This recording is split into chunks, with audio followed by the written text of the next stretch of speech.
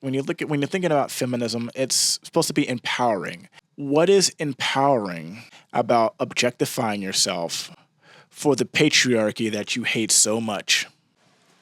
What's up, ladies and gentlemen? My name is Malcolm Eugene, and we're going to have ourselves a bit of a doozy today. We're going to have ourselves a nice little chat. All right, so let's talk about the hyper-sexualization of society, including the sexual marketplace, and why women are viewed as a commodity, and whose fault is it that we have a hyper-sexualized society? Is it men? Is it women? Is it cats? Is it dogs? Who knows? Let's get into it. Anyways, without further ado, so the sexual marketplace refers to how people trade value, looks, status, etc. in romantic relationships or sexual relationships, if you will.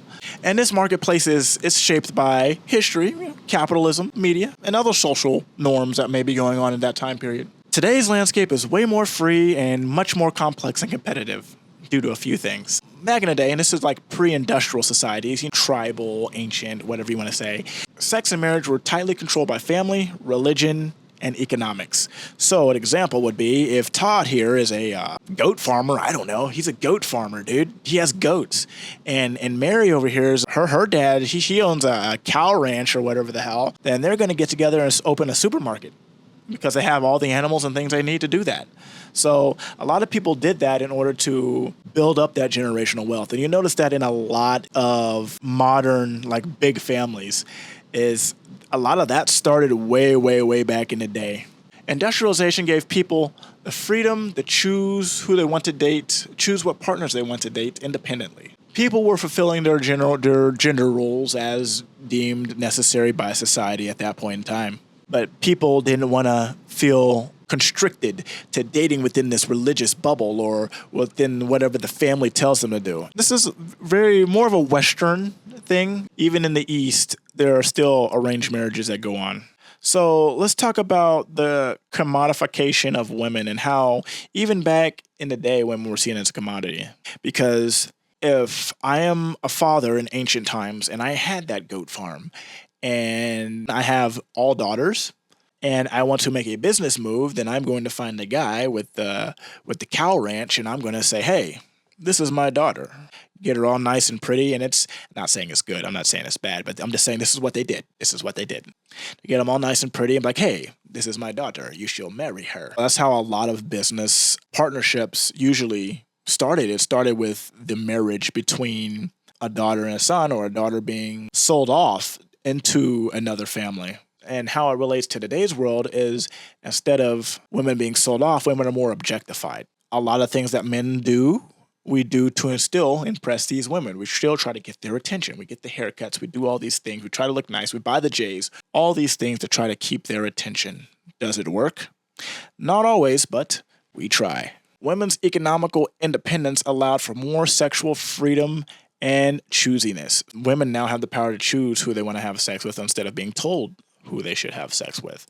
And I think that's cool. I think everyone should have a choice, just like I should have a choice to say who I do not want to have sex with. I'm not transphobic. I fuck with everybody, dude. What the hell? But having independence doesn't always necessarily mean that they are being more hypersexual. That just means that they have more choice and they can choose not to. And if you look at the sexual marketplace in modern times, women have the power over sex. Like, they can say no. If you don't obey that no, then you're in trouble if you're a dude. Market logic is now applied to sex.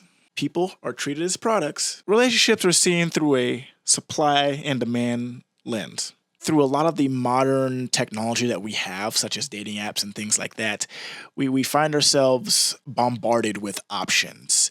And when we have so many options at our disposal, we find ourselves not having the time to build connections with any of them. You will notice a lot of people complain about how the dating market is crap and how women aren't shit anymore and how men aren't shit anymore. And that's because we aren't allowing the proper time or putting in the appropriate amount of effort to build these connections, because in the back of our heads, we are so caught up and we're so ready to move on to the next option because we think that there's better out there. And the fact of the matter is there's always going to be better out there. But the thing about it is time is running out for all of us. And if we keep chasing the greener grass on the other side of the fence, we're never going to be able to have a meaningful relationship or marriage or whatever it may be that we truly seek. Economic and capital influence. Capitalism has, in modern times, commodified sex. And even so, I can't say it. Capitalism has commodified sex and, in turn, commodified women. Even if you're looking back in times previous, I think women were viewed more as a commodity than an individual. That's why they didn't have a lot of rights before a lot of minorities did. You see that in a lot of things such as media, movies, just everywhere. You feel like you're bombarded with the upper half and the lower half. The fact that you have capitalism commodifying sex and women's liberation, you have women who are taking control of their bodies, saying that we can do whatever we want. And in doing so, they are, I don't want to say putting themselves out there, but if you look in terms of like the Bonnie Blues of the world, they have the right to do what they want to do, but just because they have the right to do what they want to do doesn't make it necessarily moral. But it's their choice, it's their body. Well, let's talk about the cultural shifts in media when it comes to sex and even corn. So we live in a very, very sex-positive society. It's shoved in our faces no matter where we go. The media has absolutely normalized sex as we see it as being more performative and a lot more advertisements that we see on random platforms such as TikTok, Twitter, and all these other places. Internet porn has become way more accessible, and even outside of the websites that have been banned in like Texas and half of the southern states, you can simply get onto Twitter, which is supposed to be a family-friendly website where underage humans migrate, and see someone getting railed on the For You page. You can find sex on TikTok. You can find sex, you can find sex on Facebook. When you look at the access to it, the access to sex, there's not much regulation. Even when I was a kid, all I had to do was tell the bot that I was 18 years old. It was just a little checkbox. Yeah, I'm 18, 100%. I'm trying to look at some Sailor Moon titties. And that's one thing I've noticed is there has been a lot of sexual content in places where it does not belong. An example, I do a lot of work in the cosplay community. And a big thing in the cosplay community is that people are free to express themselves and be themselves. I support that. And there has been beef between two sects of cosplay. There are the makers. These are people who are out there building things, a lot of time, a lot of resources, a lot of effort. And then there's the people who they consider to be models. So what they'll do is they'll go out and get one of those spandex suits of like Invisible Woman, put it on and say they're cosplaying as Sue Storm. And I 100% get their frustration, because why am I spending 300 hours on an armor build that's going to garner this much attention when someone's just buying a suit, putting it on, claiming to be this, using all my hashtags on the Instagram, which I'm probably just aging myself with that, uses all the things and becomes way more successful just because they are either more physically attractive, have better, well-rounded assets, and they have an OF account that they can funnel people to.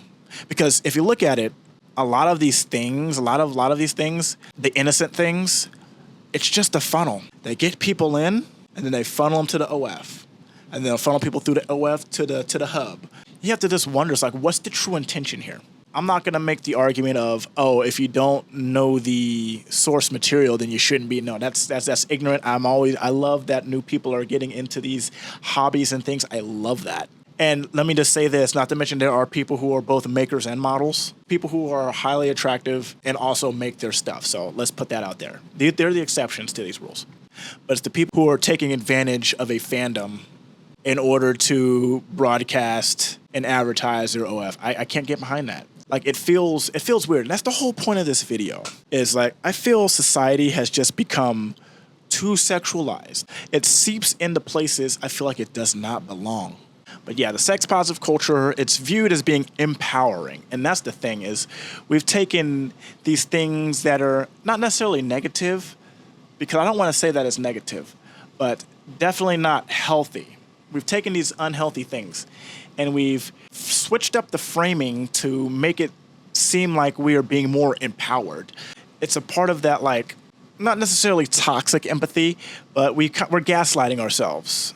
People are always looking, and they end up finding loopholes to test the terms of service for a lot of these social media companies. It's very funny when a lot of the biggest names on Twitch are women and they all have funnels to their OnlyFans because sex sells. That's the society we live in. We live in a society where sex sells, and because men, we are the market. Another thing when it comes to internet porn is it set a lot of unrealistic expectations when it comes to sex. A lot of men who are addicted to porn, they find themselves in situations where they are unable to perform up to spec, and they end up getting like ED or end up just getting depression. But it has definitely tainted how we view sex in society in a healthy manner. And it definitely takes away from that connection building that we've talked about before. Let's talk about feminism and the patriarchy. This will be fun because I'm a male talking about feminism. And yeah, I'm going to get canceled for this one. Feminism dismantled some of the patriarchal double standards. Not all of them. There are still double standards. There are still a crapload of double standards when it comes to men and women. Beneficial for men, some beneficial for women. So double standards still exist. The patriarchal norms have been adapted. Sexual liberation sometimes reframed as sexual availability. Women feel more free, more liberated. They feel like they're able to express themselves a lot more, but not a lot of men can read. So men see that as we're not trapped in just having these monogamous relationships. We think that we can go out there and have sex with everyone, like Lil Wayne said. But yeah, the sexual revolution, it definitely marketed more of a sexual availability. Like it was when the norm became more publicized that, hey, we don't have to be married to do this. We don't have to even be in a serious relationship to do this. We can just do this, and there doesn't have to be any feelings attached to it.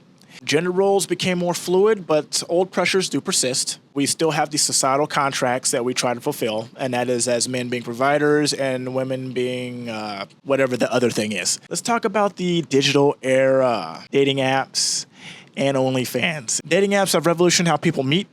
I met my current girlfriend on a dating app. So me and my current wife are pregnant. And at first, I felt a little weird about it. But at the same time, if you are genuine in your expectations, then that shouldn't be an issue. Dating apps made it extremely easy to meet people, but it also destroyed how we were able to connect with people. There's more competition out there. So people are trying to get the best genes that they can, doing it all through trial and error. And that's creating a lot more issues in society when it comes to creating risks like STDs or creating risks like, unplanned for childbirth, I should say. People don't go out in public anymore. And especially since 2020, since the pandemic, it's just less fun. And maybe I'm just old. It's hard to go out and meet someone, especially as a man. You could easily get demonized for saying hello to someone. Like that's scary. I'm gonna be honest, that's scary. But a lot of women are like, you know what, you need to get your balls, you need to grab the courage and go up and talk to people. But even women, they prefer to meet people online. And we have these dating apps where we just swipe left or swipe right, swipe culture, if you will. And it's led to a lot of burnout because what's happening is, like I said, with all these options, you don't want to put in or invest the time to make these connections with people. So what do? You just swipe to the next person. If they say something stupid or out of line or they make fun of whatever happened on Love is Blind, then they just swipe to the next person and they just completely disregard that human because we're all looking for the best of the best and there's always going to be better out there because I think a lot of people feel like they're settling when they decide to talk to someone. That's called growing up. OnlyFans has commodified intimacy, blurring the lines between empowerment and objectification. If you look at the end user of corn, I would say there's a couple of different customers here. You have men who aren't able to build up those connections with people in general, so they turn to this stage that's going to give them some sort of gratification in that regard. And then you have guys who aren't able to get it from, say, their spouses, so they turn to this stage to get that gratification. Basically, if you want to feel this certain way, then all you have to do is subscribe to my OF for $5 a month. And I'm going to send you personalized content. and you'll be able to chat with me and DM me and all these things. So we put a price on being able to build these connections, which doesn't help the problem of being able to have these connections with people out in society, period. And to a man, it's not putting himself out there and putting himself at risk. He's getting the things that he wants. He's getting that feeling. He's getting that dopamine hit, if you know what I mean. And then women are getting the money. It goes back to the trade of values. If a dude's willing to give money for a connection and women are willing to accept the money and and is okay with doing these things that quote unquote empower her, then why not? I feel like we live in a society where it's more normalized to do so, but not only that, it's encouraged. An example would be you have women fresh out of school, high school. They turn 18, they'll go up on OF, and they'll make more money within the first year and a half than anybody would make who has gone to school for 10 years, who has worked for 10 years, still struggling to pay bills out here. We live in a society that's highly rewarding the sexual behavior. Also is objectifying to the women. Once again, women are seen as a commodity in society.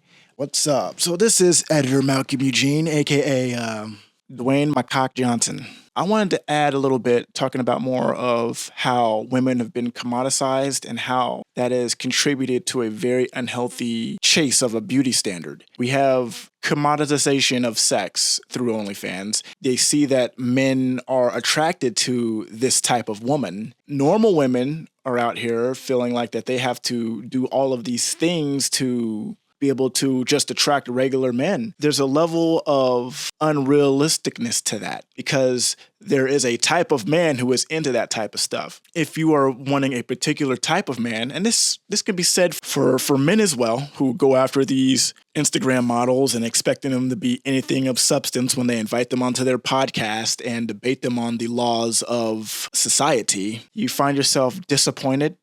You find yourself hurting yourself, either getting some sort of mental health disorder or eating disorder because you're trying to live up to the compared status quo of what beauty is supposed to be. That is a huge problem. And with, like I said, with sex being everywhere, people feel like that they need to chase this beauty standard in order to sell whatever they're selling. Because like I said before, sex sells. That doesn't go without saying that if you want a particular result, then you got to put in the work. So if you know that sex sells, and this is not me defending it, but if you know that sex sells and you want a particular result, you can A, ask for a change of the status quo, or if you know that that is how the system works, then you can put in the work if you are able to. Unhealthy beauty standards that we have are a huge contributing factor and a cycle in the hyper-sexualization of society. Back to regular Malcolm Eugene. We try to put ourselves out there in some sort of way that's going to be, we call it being presentable. It's kind of like putting yourself out there as like bait, especially if you're going after women in the nightlife. So by that, I mean, if you're going out to the bar, the club, they're wearing their best makeup, they're wearing their best clothes, and they're out there having fun with their girls. If you could have fun with your girls in a comfortable manner where you didn't have to wear high heels and you can wear flats and you can wear just whatever the hell, wouldn't that be much better? And this is not an attack on people who like to dress up. Men, we get haircuts so we can attract women. I'm just going to say that. Because if women didn't like a dude who's well put together, then I don't think dudes would ever do that. Like a lot of things, it's for the other. It's to grab that attention, or it's to keep the attention of what you already have. So objectification, especially in the internet dating and the OnlyFans life, it doesn't really help the cause of feminism. And a lot of people look at it as the end game for feminism. And I feel like when you're thinking about feminism, it's supposed to be empowering. What is empowering about objectifying yourself for the patriarchy that you hate so much? Now let's talk about the shifting dynamics and expectations. People marry later and stay single longer, and expectations for partners are much higher. I will say this, the norms around masculinity and femininity are shifting. There's always, since 2020, there's always been this big thing about masculinity and the red pill and all that other bullshit. And I don't care about that. And femininity and how to be more feminine, you have to be more sexual. I think that's ridiculous too. And if I'm being 100% honest, when you're looking at masculinity and femininity, It's in both men and women, and it needs to be there. Both need to be there, and they need to be balanced. People don't understand that it needs to be balanced. There is no masculine or feminine trait that needs to be superior in order to be this character that society wants us to be. No, it needs to be balanced, and nobody's going to talk about that. They're going to say I'm blue pilled. They're going to say something stupid. If they're making Matrix references, discredit them. They're idiots. So who shapes the marketplace? Historically, it's men, and I can agree to that. Men, they set the rules. And to this day, they are the people who are still paying for Sydney Sweeney's bathwater. And the fact that it sells out in minutes is crazy. That's men. That's men. And maybe a few women, but that's mainly men. I'm not proud of that. Women's liberations and choices have reshaped the market. I feel like there's a lot more women who are living freely and taking advantage of this market that men have created. And they're making a lot of money off of us. But like I said, it's transactional. Both men and women influence the current system. It's a negotiation between autonomy, expectations, and cultural pressures. And with that said, the sexual marketplace is more open, digital, and self-directed than ever. With men, the market, controlling the demand, and women controlling the supply, I feel like everyone's getting their fair share of what they're wanting in and out of this particular system. The future will continue to evolve with tech norms and gender dynamics, but core human needs like love, intimacy, and belonging remain unchanged.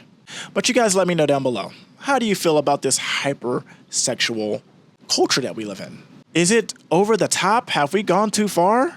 Or is it only going to get worse with AI girlfriends now? Because now women are being replaced with AI girlfriends, which honestly, though, AI girlfriends built off of the model of women. It's just, we live in crazy times, man. With that said, my name is Matt Gucci. Make sure you subscribe to the channel. And if you like this video, hit a like on it. If you don't like it, then make sure you hit that dislike button twice. We are outro. I am Crash Collision on Twitch. Follow me. Boom.